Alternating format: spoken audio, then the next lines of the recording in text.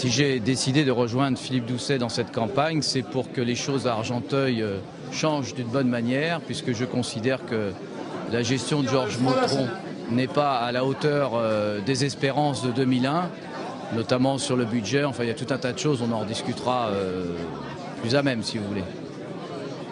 Pour vous, quels sont les enjeux d'Argenteuil aujourd'hui? Alors, les enjeux d'Argenteuil ont été bien rappelé par la jeune femme qui a parlé pour présenter les vœux de Philippe Doucet, notamment sur le plan économique, où là vraiment c'est un désert. Sur l'emploi, les choses n'ont pas évolué, on a toujours les mêmes problèmes sociaux dans les quartiers. On ne peut pas dire que la ville a évolué favorablement depuis 7 ans. Vous voulez vous présenter peut-être? Ah, oui, oui. Alors Olivier Cellier, donc j'ai 48 ans, j'habite Argenteuil depuis ma naissance et j'ai habité successivement les quartiers donc de Joliot-Curie, du Val-Nord, du centre-ville et des Coteaux.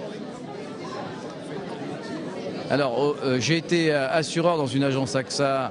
Ensuite, je me suis consacré pleinement à un mandat d'adjoint-maire avec Motron jusqu'en 2005, puisque j'ai été débarqué à cette époque-là. Et je suis aussi professeur de judo dans différents clubs du Val d'Oise et des Hauts-de-Seine. Quel était votre désaccord avec Motron? Ça, il faudrait lui poser la question, mais avec Motron. Mais Aujourd'hui, qu'est-ce qui vous semble ne pas aller? je crois que c'est un problème de personne entre lui et moi. Je crois qu'il a un gros problème de personne.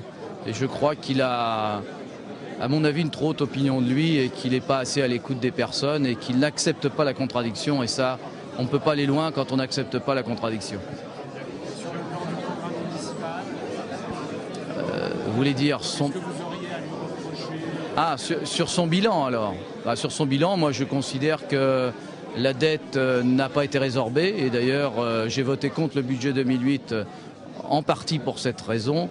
Et surtout que l'on masque aux Argenteuillais les transferts qui sont opérés vers la CAB, ce qui n'est pas une bonne chose, parce qu'on masque les choses de cette manière.